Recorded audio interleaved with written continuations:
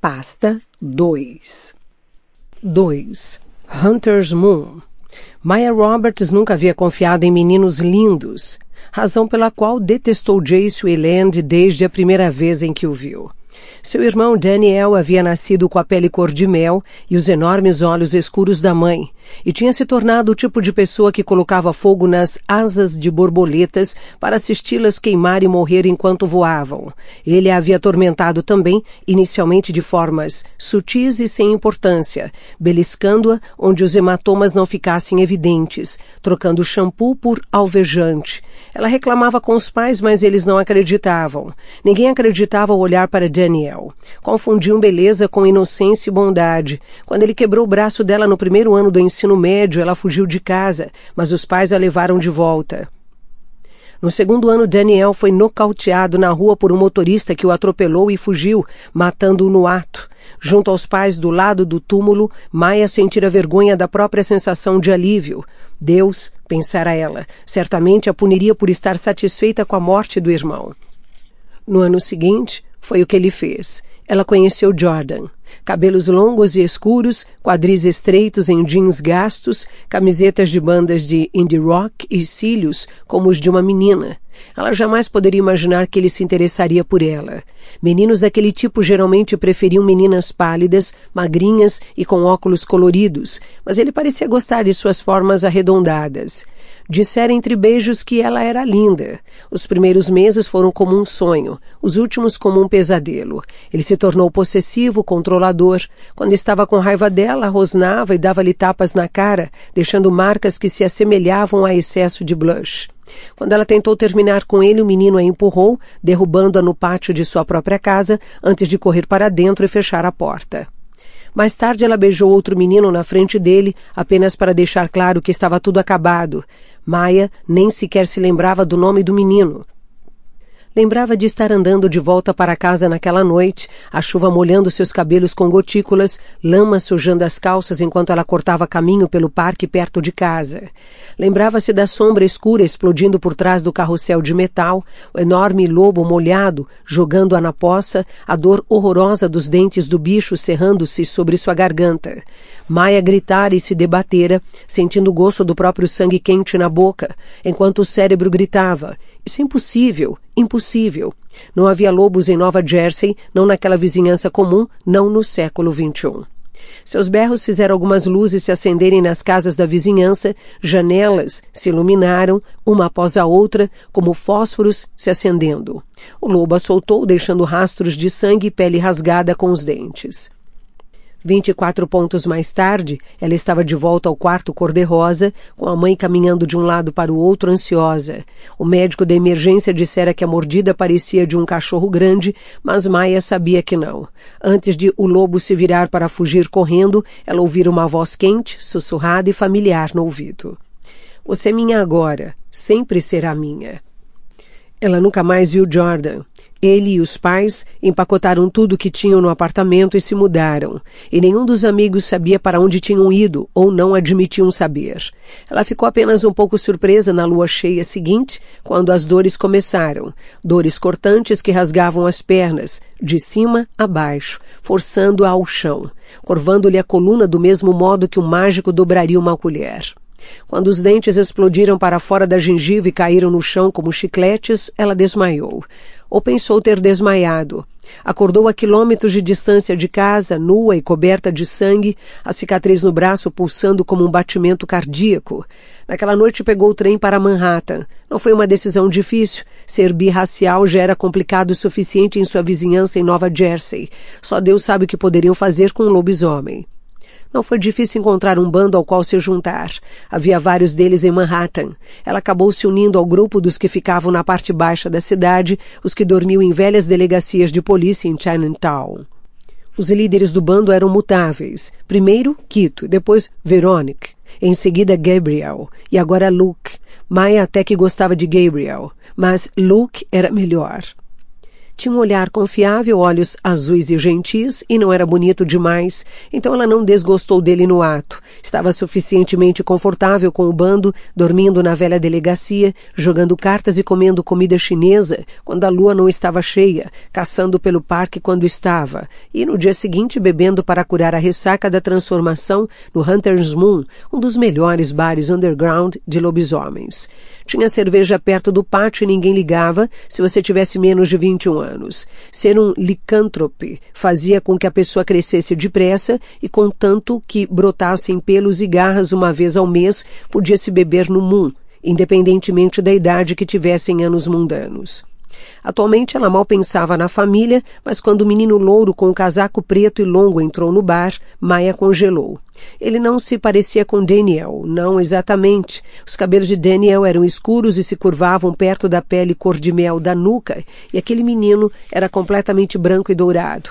Mas tinha o mesmo corpo belo, a mesma maneira de andar, como uma pantera à procura de uma presa, e a mesma confiança plena no próprio poder de atração. Ela cerrou a mão convulsivamente ao redor do copo e teve que lembrar a si mesma. Ele está morto, Daniel está morto. Uma onda de murmúrios atravessou o bar assim que o menino chegou, como uma onda atingindo a proa de um barco. O menino agiu como se não tivesse percebido nada, puxou um banco com o pé e sentou-se com os cotovelos apoiados no bar. Maya o ouviu pedir uma dose de uísque no silêncio que sucedeu os murmúrios. Ele tomou metade da bebida com gole rápido. O líquido tinha a mesma cor dourada e escura de seus cabelos. Quando levantou a mão para pousar o copo no balcão do bar, Maya viu as marcas pretas e curvilíneas nas costas das mãos. Morcego, o cara sentado ao lado dela. Maya já tinha sido namorada dele, mas eram amigos agora. Murmurou alguma coisa sobre a respiração que soou como o Nephilim. Então era isso. O menino não era um lobisomem, era um caçador de sombras, um membro da força policial secreta do mundo oculto. Eles conservavam a lei, amparados pelo pacto, e não era possível tornar-se um deles, era preciso nascer um deles. Era o sangue que os tornava o que eram. Havia muitos rumores sobre eles, a maioria desagradável. Eram arrogantes, orgulhosos, cruéis, empinavam o nariz e desprezavam os membros do submundo. Havia poucas coisas que os licantropes detestavam mais do que caçadores de sombras, exceto talvez um vampiro. Dizia-se também que os caçadores de sombras matavam demônios. Maya se lembrava da primeira vez que tinha ouvido que demônios existiam e o que faziam. Tinha ficado com dor de cabeça. Vampiros e lobisomens eram apenas pessoas com uma doença. Até aí ela entendia, mas esperar que ela acreditasse em toda aquela baboseira de céu e inferno, anjos e demônios, considerando que até então ninguém podia afirmar com certeza se havia ou não um Deus, ou para onde a pessoa ia depois que morria. Não era justo. Ela acreditava em demônios. Já tinha visto obras deles o suficiente para negar, mas preferia poder não acreditar. Imagino, disse o menino, inclinando-se sobre os cotovelos ainda mais para perto do bar, que não sirvam bala de prata aqui. Muitas associações negativas? Os olhos brilhavam, estreitos e faiscantes como a lua crescente. O homem que trabalhava no bar, Pete Aberração, apenas olhou para ele e balançou a cabeça com desdém. Se o garoto não fosse um caçador de sombras, pensou Maya, Pete o teria posto para fora do Moon, mas, em vez disso, ele simplesmente foi até a outra ponta do bar e se ocupou secando copos. Na verdade, disse o morcego, que não conseguia não se meter em tudo, não servimos porque é uma cerveja muito vagabunda. O menino voltou o olhar estreito para morcego e sorriu entretido. A maioria das pessoas não sorria daquela maneira quando o morcego olhava de um jeito estranho para elas. Morcego tinha 1,98 m de altura e uma cicatriz grossa que deixara seu rosto desfigurado, onde havia sido atingido com pó de prata. Morcego não era um dos noturnos, o bando que vivia na delegacia dormindo em velhas celas. Tinha o próprio apartamento e até um emprego. Tinha sido um bom namorado, até dispensar Maya por uma bruxa ruiva chamada Eve, que morava em Yonkers e lia mãos na própria garagem. E o que você está bebendo? Perguntou o menino, inclinando-se tão para perto do morcego que parecia ofensivo. Um cabelinho do cachorro que mordeu... Bem, todo mundo? Você se acha bem engraçadinho. A essa altura, o restante do bando tinha se inclinado para ouvi-los, prontos para defender Morcego se ele resolvesse dar um trato naquele menino detestável. Não acha? Morcego, disse Maya. Ela imaginou se era a única do bando que duvidava da capacidade de Morcego em dar um trato no menino. Não que duvidasse de Morcego, era algo no olhar do menino. Não. Morcego a ignorou. Não acha? Quem sou eu para negar o óbvio? Os olhos do menino passaram por Maya como se ela fosse invisível e voltaram-se para Morcego. Não imagino que queira me contar o que houve com o seu rosto. Parece... E nesse instante, ele se inclinou para a frente e disse alguma coisa para Morcego, tão baixo que Maya não escutou. Em seguida, Morcego desferiu um golpe que deveria ter lhe quebrado a mandíbula, mas o garoto não estava mais lá. Estavam a uns bons metros de distância, rindo, quando o punho de Morcego acertou seu copo abandonado e o enviou voando pelo bar até a parede oposta em uma explosão de vidro estilhaçado. Pete Aberração apareceu no lateral do bar, o punho enorme segurando a camisa de Morcego antes que Maya pudesse piscar. Basta, disse. Morcego, por que não vai dar uma volta e se acalmar? Morcego se contorceu na mão de Pete. Dar uma volta? Você ouviu? Ouvi, falou Pete em voz baixa. Ele é um caçador de sombras. Vai dar uma volta, cachorrinho. Morcego xingou e se afastou de Pete. Foi em direção à saída com os ombros rígidos de raiva. A porta bateu atrás dele. O menino havia parado de sorrir e estava olhando para Pete Aberração com um certo ressentimento sombrio, como se ele tivesse tirado um brinquedo com o qual pretendia se divertir. Não era necessário, disse. Sei cuidar de mim. Pete olhou para o caçador de sombras. É com o meu bar que estou preocupado, respondeu finalmente. É melhor você procurar outro lugar, caçador de sombras, se não quiser problemas.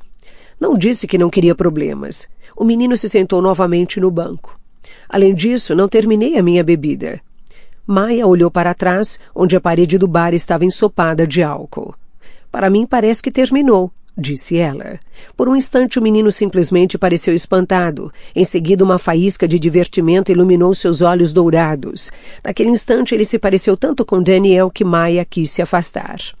Pete deslizou mais um copo de líquido âmbar através do balcão antes que o menino pudesse responder. Aqui está, disse ele. Desviou os olhos para Maya, que pensou ter visto alguma repreensão neles. Pete, começou ela. Não conseguiu terminar.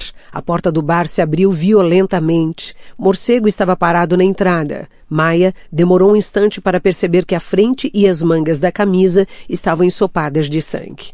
Ela deslizou para fora do banco e correu até ele. Morcego, você está machucado? O rosto dele estava cinzento, a cicatriz prateada destacada na bochecha como um pedaço de arame torto. Um ataque, respondeu. Tem um corpo no beco, o garoto morto. Sangue por todos os lados. Ele balançou a cabeça e olhou para baixo, para si mesmo. O sangue não é meu, estou bem. Um corpo? Mas quem? A resposta de Morcego foi engolida na comoção. Assentos foram abandonados enquanto o bando correu para a porta. Pete saiu de trás do balcão e abriu caminho pelo grupo. Só o menino caçador de sombras ficou onde estava, com a cabeça baixada sobre a bebida. Através de buracos na multidão ao redor da porta, Maya conseguiu dar uma olhada no pavimento cinza do beco, cheio de sangue. Ainda estava molhado e tinha corrido entre as rachaduras da pavimentação como as gavinhas de uma planta rubra. A garganta cortada? Pete estava dizendo para Morcego, cujo rosto já havia recuperado a cor. Como... Tinha alguém no beco, alguém ajoelhado sobre ele, disse Morcego. Sua voz era firme. Não como uma pessoa, como uma sombra. Fugiu quando me viu. Ele ainda estava vivo. Um pouco. Ajoelhei sobre ele, mas... Morcego deu de ombros. Foi um movimento casual, mas as veias em seu pescoço estavam saltadas como raízes grossas enroladas em um tronco de árvore. Ele morreu sem dizer nada. Vampiros, disse um licântrope rechonchuda que estava perto da porta. O nome dela era Amabel. Maya achava. As crianças noturnas. Não pode ter sido outra coisa. Morcego olhou para ela, em seguida virou e atravessou o recinto em direção ao bar. Ele agarrou o caçador de sombras pela jaqueta, ou pelo menos esticou o braço, como se fosse essa a sua intenção. Mas o menino já estava de pé, se virando fluidamente. Qual é o seu problema, lobisomem? A mão do morcego ainda estava esticada. Você é surdo, Nephilim? Rosnou ele. Tem um garoto morto no beco, um dos nossos. Você quer dizer um licântrope ou outra espécie de membro do submundo? O menino ergueu as sobrancelhas claras. Vocês parecem iguais para mim. Ouviu-se um rugido baixo. Maya notou alguma surpresa que veio de Pete aberração. Ele tinha voltado para o bar e estava cercado pelo restante do bando, todos com os olhos fixos no caçador de sombras. Era apenas um filhote, disse Pete. O nome dele era Joseph. O nome não trazia lembranças a Maya, mas ela viu a mandíbula contraída de Pete e sentiu uma agitação no estômago. O bando estava em uma expedição guerreira agora, e se o caçador de sombras tivesse algum juízo, estaria recuando como um louco. Mas não estava. Ele simplesmente ficou parado, olhando para eles com aqueles olhos dourados e um sorriso estranho no rosto. — O menino licântrope? Perguntou. Ele era do bando, disse Pete. Tinha apenas 15 anos. E exatamente o que você espera que eu faça a respeito? Pete o encarava incrédulo. Você é um Nephilim, disse. A clave nos deve proteção nessas circunstâncias. O menino olhou ao redor do bar, lentamente, com um olhar de tal insolência que um rubor se espalhou pelo rosto de Pete. Não vejo nenhuma ameaça contra a qual vocês precisem ser protegidos por aqui, disse o menino, exceto pela decoração ruim e um possível problema de mofo, mas isso geralmente pode ser resolvido com um alvejante. Há um cadáver do lado de fora da porta da frente do bar, disse Morcego, pronunciando as palavras cuidadosamente. Você não acha... Acho que está um pouco tarde para que ele precise de proteção se já está morto, interrompeu o menino. Pete continuava a encará-lo. Suas orelhas já estavam pontudas e quando falou a voz foi abafada pelos caninos que engrossavam. Você deve tomar cuidado, Nephilim, disse. Deve tomar muito cuidado. O menino olhou para ele com olhos opacos. Devo? Então não vai fazer nada? Disse o morcego. É isso? Vou terminar o meu drink, respondeu o menino, olhando para o copo pela metade ainda no balcão. Se você deixar. Então essa é a atitude da clave uma semana depois dos acordos? Questionou Pete, enojado. A morte de membros do submundo não significa nada para vocês? O menino sorriu e Maya sentiu uma pontada na espinha. Ele parecia exatamente como Daniel logo antes de esticar os braços e arrancar as asas de uma joaninha. É a cara do povo do submundo esperar que a clave limpe a bagunça para vocês. Como se pudéssemos nos incomodar só porque um filhote idiota resolveu usar o próprio sangue para fazer pintura a dedo. E utilizou uma palavra que os próprios lobisomens nunca usavam. Uma palavra imundamente desagradável que sugeria uma relação indevida entre lobos e mulheres humanas. Antes que mais alguém pudesse se mexer, Morcego se lançou contra o caçador de sombras, mas ele não estava mais lá. Morcego cambaleou e girou, confuso, e o bando se espantou. Maya ficou de queixo caído. O menino caçador de sombras estava sobre o bar com os pés afastados. Realmente parecia um anjo vingador se preparando para despachar justiça divina, como os caçadores de sombras deviam fazer. Em seguida, ele esticou a mão e curvou os dedos em direção a si mesmo rapidamente, um gesto que ela conhecia do parquinho e queria dizer, venha me pegar, e o bando correu em direção a ele. Morcego e Amabel avançaram para o bar. O menino girou tão rapidamente que o reflexo no espelho atrás do bar parecia um borrão. Maya o viu dar um chute e no momento seguinte os dois estavam gemendo no chão em uma confusão de vidro quebrado. Ela pôde ouvir o menino rindo enquanto alguém esticava o braço e o puxava para baixo.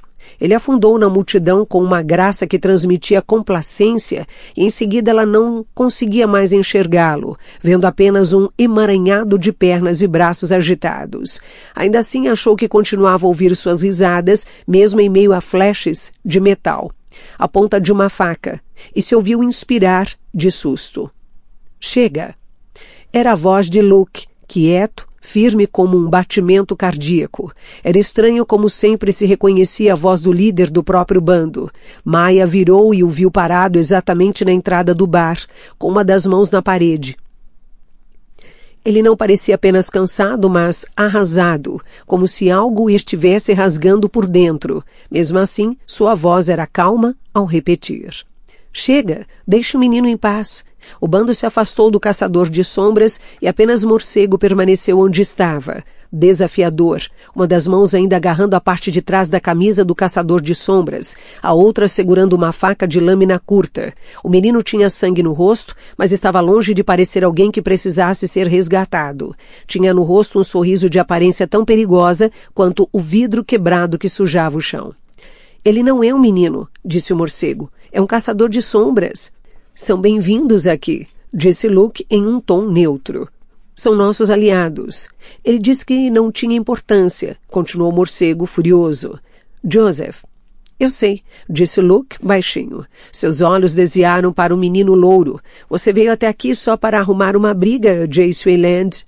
O menino sorriu, esticando o lábio machucado de modo que um rastro fino de sangue percorreu o queixo. Luke.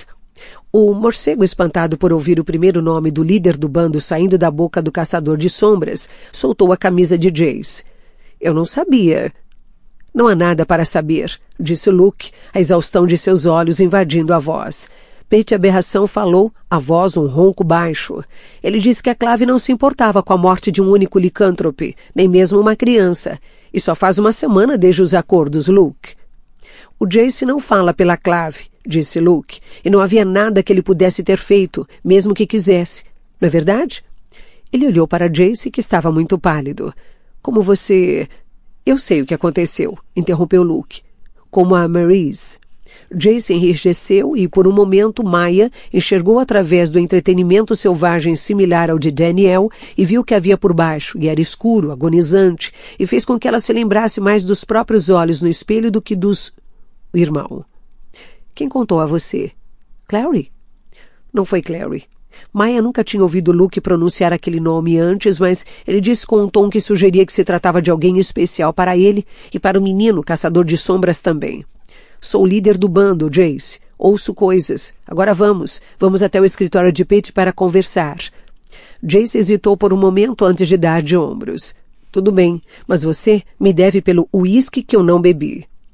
Esse foi o meu último palpite, disse Clary, com um suspiro derrotado, afundando nos degraus do lado de fora do Metropolitan e encarando desconsoladamente a Quinta Avenida. Foi um bom palpite. Simon se sentou ao lado dela, as longas pernas esparramadas à sua frente. Quero dizer, ele gosta de armas e matanças, então por que não a maior coleção de armas da cidade? Eu sempre gosto de uma visita ao armas e armaduras, de qualquer forma. Me dá ideias para a minha campanha. Ela olhou para ele surpresa. Você ainda joga com Eric, Kirk e Matt? Claro, por que não jogaria? Achei que os jogos poderiam ter perdido um pouco do apelo para você desde que as nossas verdadeiras vidas começaram a se parecer demais com uma das suas campanhas, repletas de mocinhos, bandidos, magia incrivelmente ruim e objetos encantados importantes que você tinha que encontrar se quisesse vencer o jogo. Exceto que em um jogo os mocinhos sempre venciam, derrotavam os bandidos e voltavam para casa com o tesouro, enquanto na vida real eles tinham perdido o tesouro e às vezes Clary não tinha certeza de quem os mocinhos e os bandidos realmente eram. Ela olhou para Simon e sentiu uma onda de tristeza. Se ele desistisse dos jogos, seria culpa dela, assim como tudo que tinha acontecido a ele nas últimas semanas tinha sido culpa dela. Clary se lembrou do rosto pálido dele na pia naquela manhã, minutos antes de beijá-la. Simon, começou. Agora estou interpretando um meio troll clérigo que quer vingança contra os orcs que mataram sua família, disse ele animado. É muito legal. Ela riu exatamente quando o celular tocou. Tirou-o do bolso e abriu. Era Luke. Não o encontramos, disse ela antes que ele pudesse dizer alô. Não, mas eu encontrei. Ela se sentou ereta. Você está brincando? Ele está aí? Posso falar com ele? Clary percebeu que Simon olhava para ela com atenção e abaixou a voz. Ele está bem? Pode-se dizer isso. Como assim pode-se dizer? Provocou uma briga com um bando de lobisomens. Está com alguns cortes e hematomas. Clary semicerrou os olhos. Por quê? Por que Jace teria provocado uma briga com um bando de lobos? O que teria dado nele? Mas era Jace. Ele arrumaria uma briga com um caminhão Mac se tivesse vontade. Acho que você deveria vir até aqui, disse Luke. Alguém precisa colocar um pouco de juízo na cabeça dele e eu não estou tendo muita sorte. Onde vocês estão? Perguntou Clary. Ele disse a ela. um bar chamado Hunter's Moon, na Hester Street. Clary ficou imaginando se seria disfarçado com magia. Desligando o telefone, voltou-se para Simon, que a encarava com sobrancelhas erguidas. O filho pródigo voltou? Mais ou menos. Ela se levantou desajeitada e esticou as pernas exauridas, calculando mentalmente quanto tempo levariam para ir a Chinatown, de metrô, e se valeria a pena gastar o dinheiro que Luke lhe dera com um táxi. Provavelmente não, decidiu. Se ficassem presos no trânsito, levariam mais tempo do que de metrô. Ir com você? Concluiu Simon, levantando-se. Ele estava um degrau abaixo dela, o que os deixava praticamente da mesma altura. O que você acha? Ela abriu a boca e em seguida fechou outra vez, rapidamente. Ele parecia resignado. Você não ouviu uma palavra do que eu disse nos últimos 2 minutos, ouviu? Não, admitiu. Estava pensando em Jace. Acho que ele está mal. Desculpe. Os olhos castanhos de Simon escureceram. E suponho que você vá correndo curar as feridas dele. Luke me pediu para ir, Clary respondeu. Eu esperava que você fosse comigo. Simon deu um chute de leve no degrau acima do seu com a bota. Eu vou, mas... Por quê? Luke não pode levar Jace de volta para o instituto sem a sua ajuda? Provavelmente pode, mas ele acha que Jace talvez esteja disposto a conversar comigo sobre o que está acontecendo antes. Pensei que pudéssemos fazer alguma coisa hoje à noite, disse Simon. Algo divertido, assistir a um filme, jantar. Ela olhou para ele. À distância, conseguiu ouvir água caindo no chafariz do museu. Pensou na cozinha da casa dele, as mãos úmidas dele em seu cabelo, mas tudo parecia muito distante, apesar de ela conseguir visualizar a cena. Como talvez seja possível se lembrar da foto de um incidente sem conseguir se lembrar do incidente em si. Ele é meu irmão, disse ela. Tenho que ir. Simon parecia estar esgotado demais até para suspirar. Então eu vou com você. O escritório no fundo do Hunter's Moon ficava em um corredor estreito, todo sujo de serragem. Aqui e ali, a serragem estava marcada com pegadas e manchada com um líquido escuro que não parecia cerveja. Todo lugar cheirava a fumaça e alguma coisa ruim, um pouco como Clary tinha que admitir, apesar de jamais ousar dizer a Luke. Cachorro molhado. Ele não está no melhor dos humores, disse Luke, parando diante de uma porta fechada. Eu o tranquei no escritório do Petit Aberração depois que ele quase matou metade do meu bando apenas com as mãos. Não quis conversar comigo, então pensei em você. Ele deu de ombros, depois olhou do rosto espantado de Clary para o de Simon. O que foi? Não posso acreditar que ele veio aqui, disse Clary. Não posso acreditar que você conheça alguém chamado Petit Aberração, completou Simon. Conheço muitas pessoas, disse Luke. Não que o Petit Aberração seja exatamente uma pessoa, mas quem sou eu para falar? Ele abriu a porta do escritório. Era uma sala vazia, sem janelas, com as paredes cheias de flâmulas de esportes. Havia uma mesa cheia de papéis com um pequeno sistema de TV e atrás dela, em uma cadeira cujo couro estava tão marcado que mais parecia mármore raiado, estava Jace. Assim que a porta se abriu, Jace pegou um lápis amarelo de cima da mesa e arremessou. O lápis voou pelo ar e atingiu a parede, bem perto da cabeça de Luke, onde ficou cravado, vibrando. Os olhos de Luke se arregalaram. Jace sorriu de leve. Desculpe, não vi que era você. Clary sentiu o coração se contrair. Havia dias que não via Jace e ele parecia diferente de alguma maneira. Não apenas o rosto ensanguentado e os hematomas, que eram claramente novos, mas a pele parecia mais rija, os ossos mais proeminentes. Luke indicou Simon e Clary com um aceno de mão.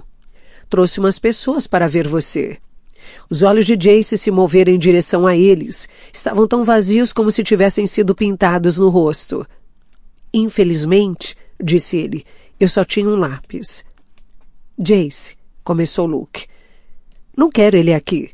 Jace apontou para Simon com um queixo. Isso não é justo.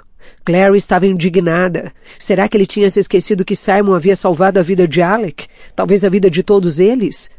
Fora daqui, mundano, disse Jace apontando para a porta. Simon acenou com a mão. Tudo bem, eu espero no corredor. Ele saiu, abstendo-se de bater a porta atrás de si, apesar de Clary ter percebido que era o que ele queria. Ela se voltou novamente para Jace. Você precisa ser tão Começou, mas parou ao ver o rosto dele. Parecia despido, estranhamente vulnerável. Desagradável? Ele concluiu para ela. Só quando a minha mãe adotiva me expulsa de casa com instruções para nunca mais voltar a bater à porta dela. Geralmente sou extraordinariamente amável. Tente em qualquer outro dia da semana que não acabe com A ou O. Luke franziu o senho. Maryse e Robert Lightwood não são as minhas pessoas prediletas, mas eu não posso acreditar que ela tenha feito isso. Jace parou surpreso. Você conhece os Lightwood? Eles participaram do ciclo comigo, disse Luke. Fiquei surpreso ao saber que estavam à frente do instituto daqui. Parece que fizeram um acordo com a Clave depois da ascensão, para garantir alguma espécie de clemência no tratamento deles, enquanto Wood, bem, sabemos o que aconteceu com ele. Luke ficou em silêncio por um momento. Maryse disse que estava exilando você, por assim dizer. Ela não acredita que eu achava que era filho de Michael Eland e me acusou de estar compactuando com Valentim o tempo todo. Disse que eu o ajudei a fugir com um cálice mortal. Então por que você ainda estaria aqui? Perguntou Clary. Por que você não fugiu com ele? Ela não disse, mas desconfio que ela pense que fiquei para servir de espião. Uma víbora em seu seio. Não que ela tenha utilizado a palavra seio, mas a ideia estava lá. Um espião para Valentim. Luke parecia consternado. Ela acha que Valentim imaginou que, por causa do afeto que tem por mim, ela e Robert acreditariam em qualquer coisa que eu dissesse. Então Maryse decidiu que a solução é não ter mais nenhum afeto por mim. Afeto não funciona assim. Luke balançou a cabeça. Não dá para desligar como uma lâmpada, principalmente quando se é pai ou mãe. Eles não são meus pais de verdade. Sangue não é o único laço paternal. Eles foram seus pais por 7 anos, de todas as maneiras que importam. Maryse só está magoada. Magoada? Jace parecia incrédulo. Ela está magoada. Ela amava Valentim. Lembre-se disso, disse Luke. Assim como todos nós. Ele a feriu demais e ela não quer que seu filho faça o mesmo. Tem medo que você tenha mentido para eles. Que a pessoa que ela pensou que você fosse durante todos esses anos seja apenas um ardil, um truque. Você precisa tranquilizá-la. A expressão de Jace era uma mistura perfeita de teimosia e espanto. Maryse é adulta. Ela não deveria precisar ser tranquilizada por mim. Ora, vamos, Jace, disse Clary. Você não pode esperar um comportamento perfeito de todos. Adultos também fazem besteiras. Volte para o instituto e converse com ela racionalmente. Seja homem. Não quero ser homem, disse Jace. Quero ser movida à angústia adolescente, sem conseguir confrontar os próprios demônios internos e descontando tudo verbalmente nos outros. Bem, disse Luke, nisso você está se saindo muito bem. Jace, interrompeu Clary, antes que eles começassem a brigar sério. Você tem que voltar para o instituto. Pense em Alec e Izzy. Pense no que isso vai significar para eles. Maryse vai inventar alguma coisa para acalmá-los. Talvez ela diga que eu fugi. Não vai funcionar, disse Clary. Isabelle parecia histérica ao telefone. Isabelle sempre parece histérica, disse Jace, mas pareceu satisfeito. Ele se inclinou para trás na cadeira. Os hematomas na mandíbula e na maçã do rosto se destacavam como marcas escuras e amorfas contra a pele. Não vou voltar para um lugar onde não confiam em mim. Não tenho mais 10 anos de idade. Posso cuidar de mim. Luke parecia não estar certo disso. Para onde você vai? Como vai viver? Os olhos de Jace brilharam. Eu tenho 17 anos. Sou praticamente um adulto. Qualquer caçador de sombras adulto tem o direito de... Qualquer adulto, mas esse não é o seu caso. Você não pode receber um salário da Clave porque é jovem demais. Aliás, os Lightwood são obrigados por lei a cuidar de você. Se não o fizerem, outra pessoa será designada ou... Ou o quê? Jace se levantou da cadeira. Eu vou para um orfanato em Idris? Serei jogada em uma família desconhecida? Posso arrumar um emprego no mundo dos mundanos por 1 ano. Viver como um deles. Não, você não pode, disse Clary. Eu sei. Jace, eu era um deles. Você é novo demais para qualquer emprego que fosse querer. E além do mais, as habilidades que você tem, bem, a maioria dos assassinos profissionais é mais velha do que você. E eles são criminosos. Não sou um assassino. Se você vivesse no mundo dos mundanos, disse Luke, é o que seria. Jace enrijeceu, comprimindo os lábios, e Clary percebeu que as palavras de Luke o tinham atingido com força. Vocês não entendem, protestou ele, um desespero repentino na voz. Não posso voltar. Maryse quer que eu diga que odeio Valentim, e eu não posso fazer isso. Jace levantou o queixo, rígido, os olhos em Luke, como se ele esperasse que o homem mais velho respondesse com escárnio ou até horror. Afinal, Luke tinha mais motivos para odiar Valentim do que quase todas as pessoas no mundo. Eu sei, disse Luke. Eu também o amei uma vez. Jace expirou quase com alívio e Clary pensou de repente. É por isso que ele veio para cá, para esse lugar. Não para arrumar uma briga, mas para chegar a Luke, porque Luke entenderia. Nem tudo que Jace fazia era insano ou suicida, ela lembrou a si mesma. Apenas parecia ser. Você não deveria ter que dizer que odeia o seu pai, disse Luke, nem mesmo para tranquilizar Maryse. Ela deveria entender. Clary encarou Jace, tentando decifrar sua expressão. Era como um livro escrito em uma língua estrangeira que ela não conhecia bem. Ela realmente disse que não queria que você voltasse nunca mais? Perguntou Clary. Ou você simplesmente concluiu que era isso e então foi embora? Ela disse que provavelmente seria melhor que eu encontrasse outro lugar para ficar por um tempo. Não disse onde. Você deu a ela uma chance de dizer? Perguntou Luke. Olhe, Jace, você pode se sentir absolutamente à vontade para ficar comigo pelo tempo que precisar. Quero que saiba disso. O estômago de Clary revirou. A ideia de Jace morando na mesma casa que ela, sempre por perto, a encheu de uma mistura de felicidade e horror. Obrigado. A voz de Jace era firme, mas ele olhou instantaneamente, sem conseguir evitar para Clary, e ela pôde ver em seus olhos a mesma mistura horrível de emoções que estava sentindo. Luke pensou, às vezes eu gostaria que você não fosse tão generoso, ou tão cego. Acho que você deveria ao menos voltar para o instituto por tempo suficiente para conversar com Maryse e descobrir o que ela estava querendo dizer, prosseguiu Luke. Mais talvez do que você esteja disposto a ouvir. Jace desviou os olhos de Clary. Tudo bem, a voz dele era áspera, mas com uma condição. Não quero ir sozinho. Eu vou com você, disse Clary rapidamente. Eu sei. A voz de Jace era baixa.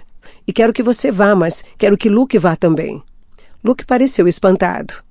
Jace, eu moro aqui há 15 anos e nunca fui ao instituto. Nenhuma vez. Duvido que Maryse goste mais de mim do que... Por favor, pediu Jace, e apesar da voz seca e de ter falado baixo, Clary quase sentiu, como algo palpável, o orgulho que ele teve que combater para dizer essas duas palavras. Tudo bem. Luke fez que sim com a cabeça, o aceno de um líder de bando acostumado a fazer o que era necessário, quisesse ou não. Então vou com eles. Simon se apoiou na parede no corredor do lado de fora do escritório de Pete e tentou não sentir pena de si mesmo. O dia havia começado bem, razoavelmente bem, pelo menos. Primeiro episódio infeliz com o filme do Drácula na televisão, fazendo com que se sentisse nauseado e desmaiasse, trazendo à tona todas as emoções, todos os desejos que vinha tentando abafar e esquecer. Em seguida, de algum modo, o enjoo o alterara e ele se vira beijando Clary do jeito que queria havia anos. As pessoas sempre diziam que as coisas nunca aconteciam como esperavam que acontecessem. Estavam enganadas. E ela retribuíra o beijo. E agora estava lá dentro com Jace, e Simon tinha uma sensação desagradável e incômoda no estômago, como se tivesse engolido uma vasilha de minhocas. Era uma sensação doentia, a qual tinha se acostumado ultimamente. Não costumava ser sempre assim, nem mesmo depois que percebeu o que sentia por Clary. Ele nunca a pressionara, nunca tinha despejado seus sentimentos nela. Sempre tivera certeza de que um dia ela acordaria dos sonhos de príncipes e heróis de Kung Fu e perceberia o que estava na cara dos dois. Pertenciam um ao outro. E se ela não tinha parecido interessada em Simon, pelo menos também não tinha parecido interessada em mais ninguém. Até Jace. Ele se lembrou de estar sentado nos degraus da varanda da casa de Luke, assistindo a Clary explicar para ele quem era Jace e o que ele fizera, enquanto Jace examinava as unhas e bancava o superior. Simon mal a escutara. Estivera ocupado demais percebendo como ela olhava para o menino dourado com as tatuagens estranhas e o rosto bonito e anguloso. Bonito demais, pensara Simon, mas Clary claramente não havia concordado. Olhava para ele como se fosse um dos heróis da ficção que ganhara a vida. Ele nunca a tinha visto olhar para ninguém daquele jeito e sempre pensara que se um dia ela o fizesse, seria para ele. Mas não fora, e aquilo machucara mais do que ele imaginara que qualquer coisa pudesse ser possível. Descobrir que Jace era irmão de Clary foi como ser enviado para a frente de um esquadrão de fuzilamento, depois receber um adiamento no último minuto, e de repente o mundo parecia cheio de possibilidades outra vez. Agora ele não tinha mais tanta certeza. Olá! Alguém vinha vindo pelo corredor, alguém não muito alto, passando cautelosamente pelos respingos de sangue. Você está esperando para falar com Luke? Ele está aí dentro? Não exatamente. Simon saiu da frente da porta. Quer dizer, mais ou menos, ele está lá dentro com uma amiga minha. A pessoa que tinha acabado de parar perto dele encarou. Simon podia ver que era uma menina de mais ou menos 16 anos, com a pele macia e morena. Os cabelos castanho-dourados estavam presos em diversas trancinhas e o rosto dela tinha o formato exato de um coração. Tinha um corpo compacto e sinuoso, quadris largos em uma cintura estreita. O cara do bar? O caçador de sombras? Simon deu de ombros. Bem, detesto ter que dizer isso. Ela continuou, mas seu amigo é um babaca. Ele não é meu amigo, retrucou Simon, e eu concordo plenamente, para falar a verdade. Mas pensei que você tivesse dito... Estou esperando a irmã dele, disse Simon. Ela é a minha melhor amiga. E está lá dentro com ele agora? A menina apontou o polegar para a porta. Ela usava anéis em todos os dedos, joias de aparência primitiva feitas de bronze e ouro. Os jeans eram velhos, porém limpos, e quando ela virou a cabeça, Simon viu a cicatriz que percorria todo o pescoço por cima do colarinho da camisa. Bem, disse ela com ressentimento, entendo de irmãos babacas. Imagino que não seja culpa dela. Não é, mas ela talvez seja a única pessoa a quem ele vá dar ouvidos. Ele não me pareceu do tipo que ouve, comentou a menina e captou o olhar de lado dele com um de seus próprios olhares. Divertimento passou pelo rosto dele. Você está olhando para a minha cicatriz. Foi onde fui mordida. Mordida? Quer dizer que você é uma... licântrope, completou ela. Como todos aqui, exceto você e o babaca, e a irmã do babaca. Mas você não foi sempre uma licântrope. Quero dizer, você não nasceu assim. Quase nenhum de nós nasce assim. É o que nos torna diferentes dos seus amigos caçadores de sombras. O quê? Ela deu um sorriso fugaz. Fomos humanos um dia. Simon não respondeu. Depois de alguns minutos, a menina estendeu a mão. Sou Maya. Simon. Ele apertou a mão dela, era seca e macia. Ela olhou para ele através de cílios castanho-dourados, da cor da torrada com manteiga. Como você sabe que Jace é um babaca? Perguntou ele. Ou talvez eu devesse perguntar como você descobriu. Ela puxou a mão de volta. Ele destruiu o bar, socou meu amigo morcego, chegou a bater em alguns do bando até deixá-los inconscientes. Eles estão bem? Perguntou, alarmado. Jace não parecia perturbado, mas, conhecendo-o, Simon não tinha a menor dúvida de que poderia matar diversas pessoas em uma única manhã e sair para comer waffles depois. Eles foram ao médico? A um feiticeiro, respondeu a menina. Os da nossa espécie não frequentam muitos médicos mundanos. Membros do submundo? Ela ergueu as sobrancelhas. Então ensinar a você os jargões. Simon se aborreceu. Como você sabe que não sou um deles? Ou um de vocês? Um caçador de sombras ou um membro do submundo? Ou... Ela balançou a cabeça até sacudir as tranças. Simplesmente emana de você, disse com uma ponta de amargura. A sua humanidade. A intensidade da voz dela quase o fez tremer. Eu posso bater na porta, sugeriu ele, sentindo-se ridículo de repente, se você quiser falar com o Luke. Ela deu de ombros. Apenas diga a ele que Magnus está aqui verificando a cena no beco. Ele deve ter demonstrado espanto, pois ela prosseguiu. Magnus Bunny é um feiticeiro. Eu sei. Simon queria dizer, mas deixou para lá. A conversa já tinha sido estranha demais. Tudo bem. Maya virou como se fosse embora, mas parou no meio do corredor, apoiando uma das mãos na moldura da porta. Você acha que ela vai conseguir colocar um pouco de juízo na cabeça dele? Perguntou. A irmã? Se ele der ouvidos a alguém, será ela. É bonitinho, disse Maya, que ele ame a irmã desse jeito. É, disse Simon. É uma graça.